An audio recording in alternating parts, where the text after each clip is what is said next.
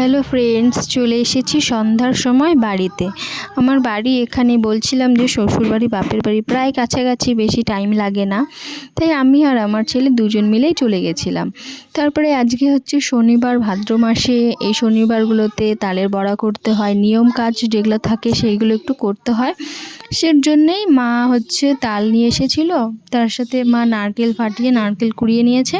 তাই তালের রসটা আমি বের করে দিলাম, বললো যে তুই বের করে দে, মা বাদবাকি কাজগুলো করছে, টুকিটাকি যেগুলো করতে হয়।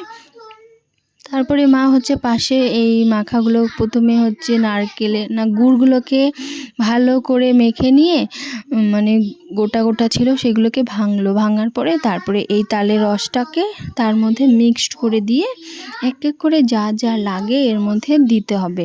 প্রথমে এটা দেওয়া হলো আটা, তারপরে আস্তে আস্তে অনেক কিছু দিতে হবে। আটা দিতে হবে, চালের গুঁড়ি দিতে হবে, নারকেল দিবে, সুজি দিবে, ময়দা দিবে, চিনি দিবে, আর এখন দিচ্ছে কলা। একটা একটা করে সব কিছু এর মধ্যে মিক্সড করছে।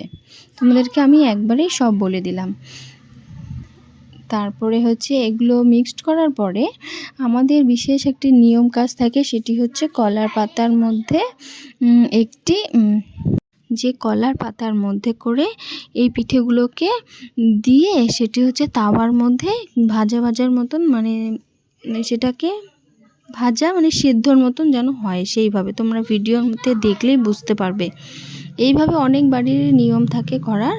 এটি হচ্ছে মেন বড়ার থেকে এই প্রসাদটাই হচ্ছে মেন প্রসাদ, এটা করে দিতে হয় বাইরে, তারপরে সবাই এগুলো বড়াগুলো মুখে দিতে পারবে। এটি হচ্ছে ভাদ্র মাসে এই নিয়ম কাজটাই করতে হয়। তারপরে এক এক করে এর মধ্যে সব মিক্সড করা হচ্ছে, মিক্সড করে তারপরে সবগুলো এখন ভালো করে মিক্সড করে নিচ্ছে, কারণ ভালো করে না করলে তো এটা ভালো লাগবে না।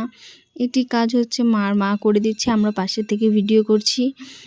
এই যে এটি হচ্ছে কলার মধ্যে দিচ্ছে, বেশি করেনি, হাইয়েস্ট 5টা কি 6টা এরকম করেছিল, করে নিয়ম কাজটা যেটা করার সেটাই করছিল। তারপরে এগুলো করার পরে তারপরে হচ্ছে ভাজা বসিয়ে দিল। বড়াগুলো দেখতেই পারবে, বড়াগুলো হচ্ছে, এই যে বড়া বসিয়ে দিয়েছে, যে কটা মাত্র উঠানো হয়েছে, লাল লাল করে ভাজা হয়েছে, কি সুন্দর দেখো। এই যে বড়াগুলো ভাজা হচ্ছে, টেস্টি টেস্টি, দেখে মনে হচ্ছে এখনই খেয়ে নিই।